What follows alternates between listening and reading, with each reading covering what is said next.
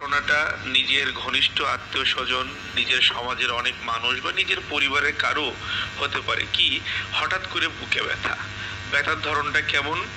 যে বুকের মাঝখানে প্রচন্ড ব্যথা অনুভূত হয়, আস্তে আস্তে সেই ব্যথা চোয়ালে অথবা বাম কাঁধ বা বাম হাতের দিকে ছড়িয়ে পড়ে। বুকে বস্তা চাপা দেওয়ার মতো এক ধরনের ব্যথা অনুভব করবে, সঙ্গে শ্বাসকষ্ট বা দম ফুরিয়ে যাওয়ার অনুভূতি থাকবে। ধরেন আপনার কোনো শ্বাসকষ্ট নাই বা তার কোনো শ্বাসকষ্ট ছিল না, কিন্তু হঠাৎ করে বুকের মাঝখানে বা বাম পাশে প্রচন্ড চাপা ব্যথা, সেই সঙ্গে শ্বাসকষ্টের অনুভূতি হচ্ছে, এটা কিন্তু কার্ডিয়াক পেইনের লক্ষণ। সেই কথা বলা হচ্ছে, যদি আপনার শ্বাসকষ্ট বা অন্য কোনো সমস্যা না থাকে এবং হঠাৎ করে শ্বাসকষ্ট মানে মানে শ্বাস নেওয়ার ক্ষেত্রে যদি সমস্যা দেখা যায়, তবে সেটা কিন্তু খারাপ লক্ষণ। অল্পতে দম ফুরিয়ে যাওয়া, মুখ দিয়ে নিঃশ্বাস নেওয়া, এগুলো কিন্তু হার্ট অ্যাটাকের লক্ষণ।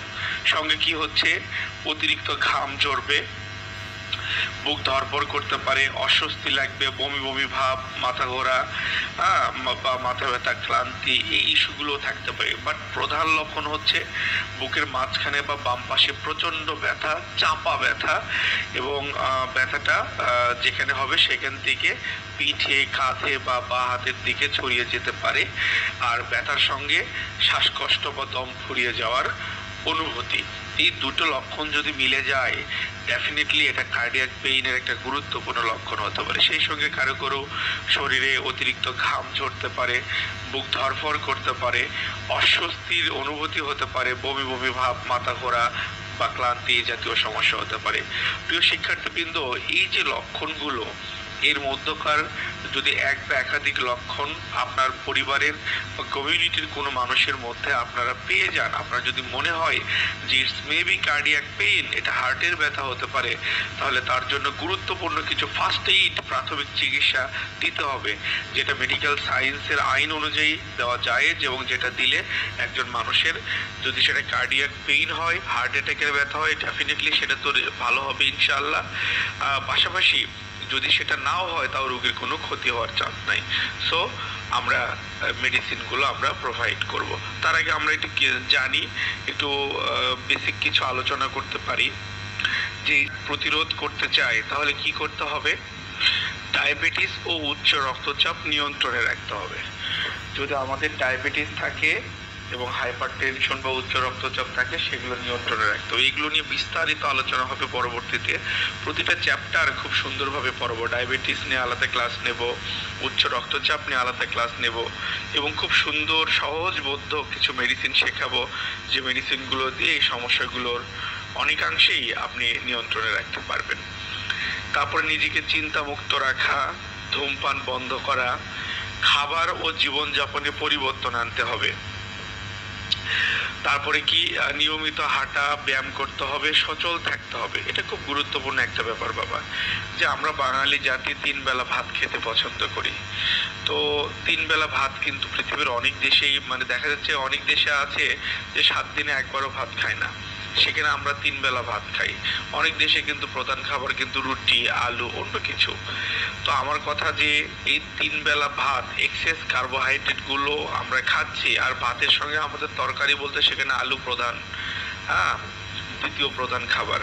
এই ভাত, রুটি, আলু, চিনি, মিষ্টি কুমড়া, এই জাতীয় প্রোডাক্ট যত বেশি আমরা শরীরে ঢোকাবো, তত বেশি বেশি আমাদের ডায়াবেটিস বা হাইপার টেনশনের ঝুঁকি বেড়ে যাবে, এবং সেখান থেকে পরবর্তীতে কিন্তু কার্ডিয়াক পেইন বা হার্ট অ্যাটাকগুলো আরও অনেক ইজি হয়ে যাবে।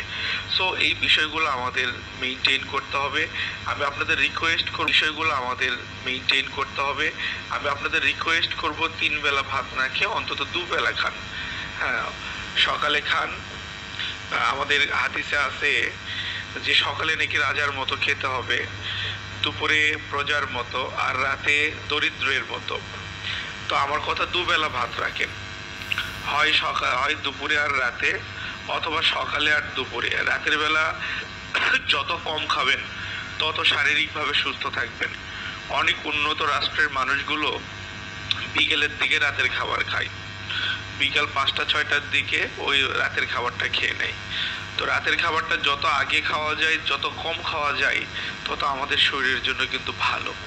আমরা অবশ্যই 3 বেলা ভাত না খেয়ে 2 বেলা খাবো, এবং ভাতের পরিমাণ তুলনামূলক কম খেয়ে শাকসবজি বেশি খাবো, শসা, টমেটো, সালাদ টালাদ বেশি খাবো, এগুলো খেয়ে পেট ভরানোর চেষ্টা করব।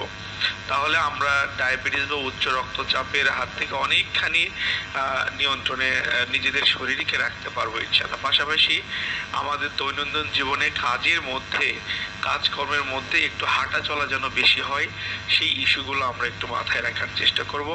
তাহলে ডায়াবেটিস উচ্চ রক্তচাপ হবে না বা হলেও নিয়ন্ত্রণে থাকবে।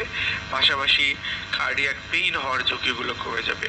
বেশ কি যে আজকের টপিকটা ছিল কার্ডিয়াক পেইন, ঠিক আছে, বা হার্টের ব্যথা বা হার্ট অ্যাটাক। সোজা কথা হার্ট অ্যাটাক। কার্ডিয়াক পেইন মানে ওটা হার্ট অ্যাটাকের লক্ষণ। জি বাবা, জি রেকর্ড ইনশাআল্লাহ। আর আল্লাহ না করুক কোনো কারণে যদি ওটা কার্ডিয়াক পেইন নাও হয় গ্যাসের ব্যথা না হয় কার্ডিয়াক পেইন হবে, তো সে কারণে ওই চিকিৎসার মধ্যে গ্যাসের ওষুধও দেওয়া থাকবে। সো সমস্যা যেটাই হোক ভালো হবে। কার্ডিয়াক পেইন না হলেও ওই রোগীর এই ওষুধে কোনো ক্ষতি হওয়ার কোনো অপশন নেই। সো কনফিডেন্টলি আমরা এই প্রেসক্রিপশনটা রোগীকে প্রোভাইড করব। তাহলে শুরু করা যাক আমরা কিভাবে রোগীকে হেল্প করব। জি বাবা, কে যেন প্রশ্ন করে গ্যাসের ওষুধ আছে, আমরা চাইলে ওগুলো দিতে পারি, যে কোনো একটা দিতে পারি। যেমন ধরেন আমরা প্রথমে কি করতে পারি, ট্যাবলেট নেক্সাম মাপস 40 এসোমিপ্রাজল গ্রুপের গ্যাসের ওষুধ, এটা আমরা একটা ট্যাবলেট তাকে দিতে পারি, পানিতে গিলে খাবে। অথবা ট্যাবলেট প্যান্টোনিক্স 40 মিলিগ্রাম প্যান্টোপ্রাজল গ্রুপের গ্যাসের ওষুধ, এটা কিন্তু সে একটা ট্যাবলেট সে পানিতে গিলে খেতে পারে।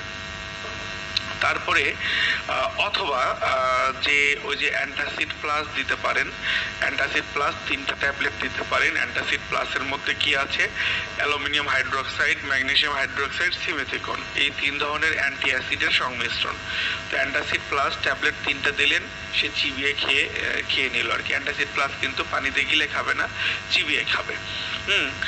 তো এ হলো কথা।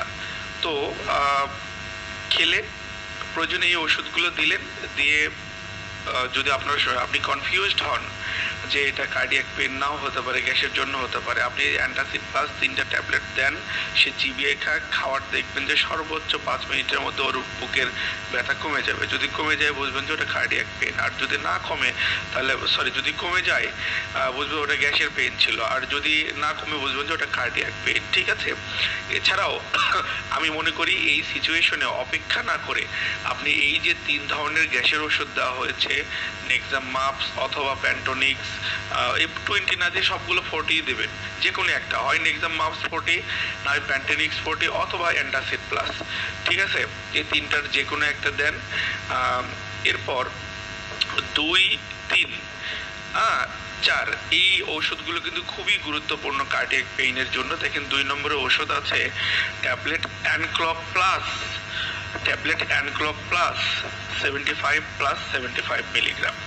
এই অ্যানক্লপ প্লাসের মধ্যে অ্যাসপিরিন আছে মূল উপাদান, আর সঙ্গে ক্লপিডগ্রেল আছে। আপনারা একটু লক্ষ্য করবেন অ্যাসপিরিন এবং ক্লপিডগ্রেল। প্রিয় শিক্ষার্থীবৃন্দ, এই অ্যাসপিরিন এবং ক্লপিডগ্রেল যেটা করে সেটা হলো কি, এরা ওই এরা সরাসরি খাওয়ার পর রক্তে চলে যাবে, যে ওই পেশেন্টের হার্টের মধ্যকার কোনো রক্তনালী যদি ব্লক হয়ে থাকে, রক্ত জমাট বেঁধে ব্লক হয়ে থাকে, সেটা কিন্তু এটা এই অ্যানক্লপ প্লাসটা ক্লিয়ার করে দেবে।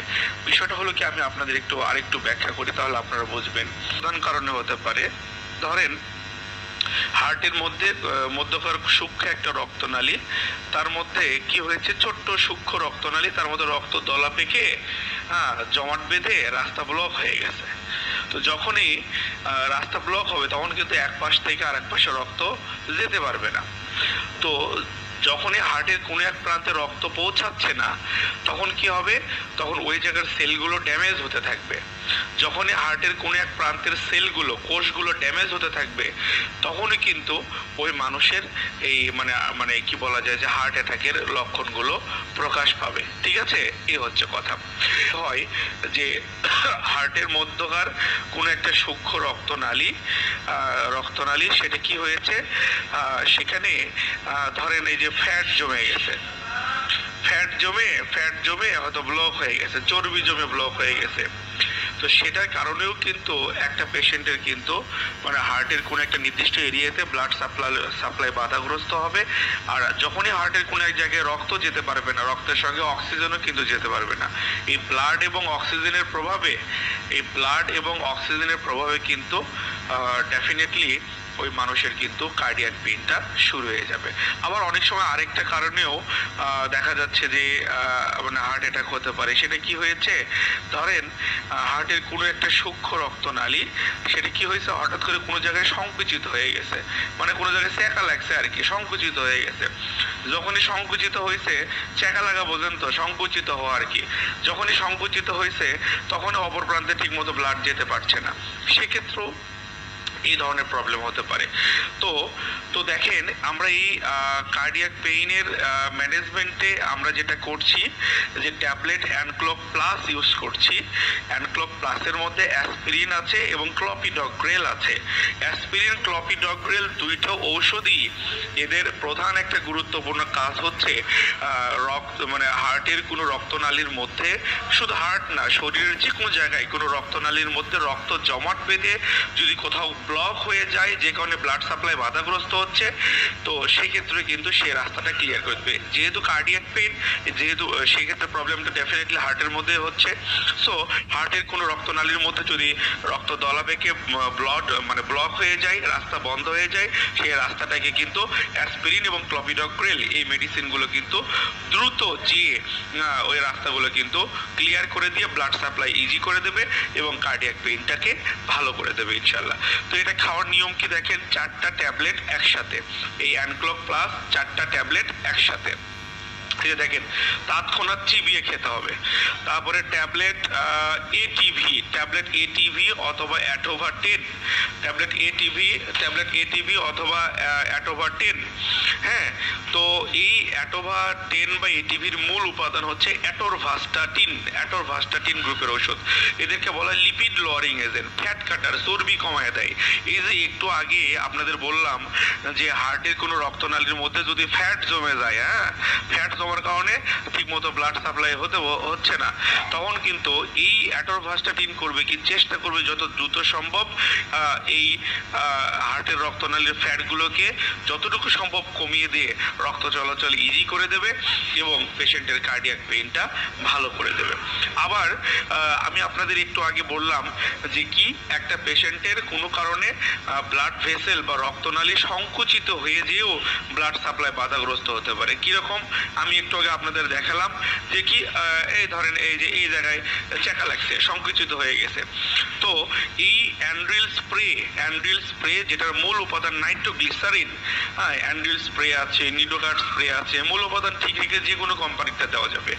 তো একজন মানুষ যদি আগে একটা গ্যাসের ওষুধ খেয়ে নিল, অথবা আপনার ওই গ্যাসের ওষুধ সহ এই যে অ্যানক্লোক গ্যাসের ওষুধ নিল, যেভাবে বলছে ওইভাবে, ধরেন কথার কথা প্যান্টোনিক্স 40 একটা গ্যাসের ওষুধ নিল, তারপরে এই যে অ্যানক্লোক প্লাস 4টা ট্যাবলেট একসঙ্গে নিল।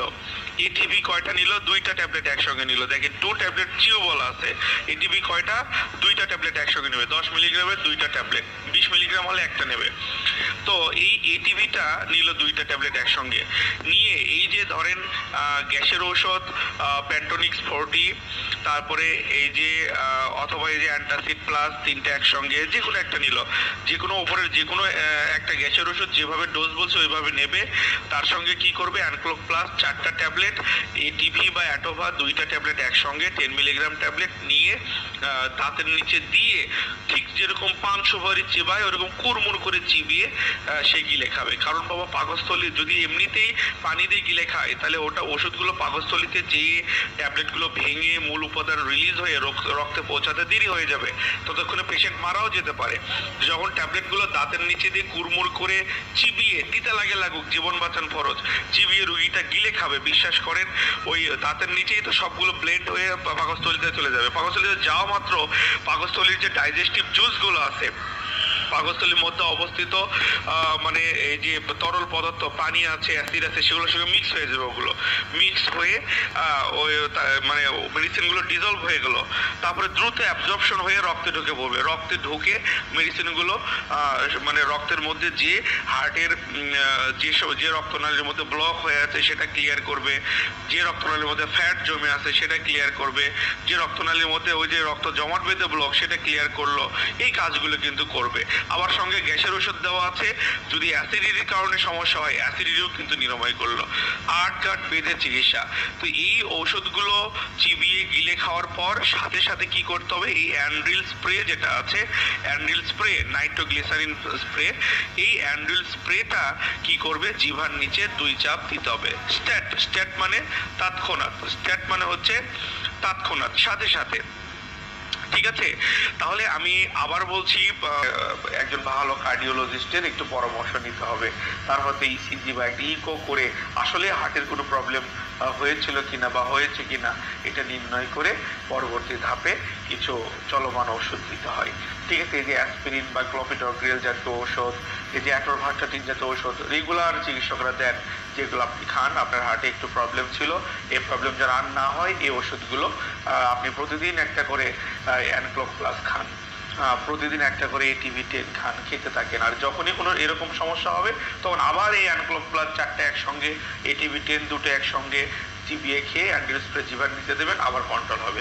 এভাবেই কিন্তু চিকিৎসকরা মূলত পরামর্শ দেন। কিন্তু আমি সেটা নিয়ে সেটা পরের কথা। কিন্তু মূল কথা হচ্ছে, যখন একটা পেশেন্ট কার্ডিয়াক পেইন নিয়ে আপনার কাছে আসবে বা কার্ডিয়াক পেইনের কোনো সিমটমস পেশেন্টের মধ্যে দেখবেন, এই সামান্য একটা গ্যাসের ওষুধ আর এই 3টা মানে খুব অল্প দামের, সাধারণ দামের 3টা ওষুধ দিয়ে ওই মানুষকে কিন্তু ফার্স্ট এইড দিয়ে ইনশাল্লাহ তার জীবন বাঁচাতে পারি আমরা। জীবন আল্লাহ বাঁচাবেন, আমরা শুধু সহযোগী। মজার কথা বাবা, এই চিকিৎসার জন্য যে ওষুধগুলো ব্যবহার করা হয়েছে এগুলো হচ্ছে মেডিকেল ইমার্জেন্সি ট্রিটমেন্টের জন্য দেওয়া যাবে। এগুলো সবই OTC drug, over the counter drug. এই ঔষধগুলো বিপদ মুহূর্তে ইউজ করার প্রতিটা দেশের আইন আছে। তো এই যে কার্ডিয়াক পেইন কি, তার লক্ষণ কি, এটাকে কিভাবে প্রতিরোধ করা যাবে এবং সমস্যাটা হলে কিভাবে আমরা বেসিক মানে সামান্য একটা ওষুধ দিয়ে ওই মানুষটার জীবন বাঁচাতে সহযোগিতা করতে পারি, আপনার মাথায় যদি এই নলেজটা থাকে, আপনি বিদেশে থাকেন আর দেশে থাকেন, বিশ্বাস করেন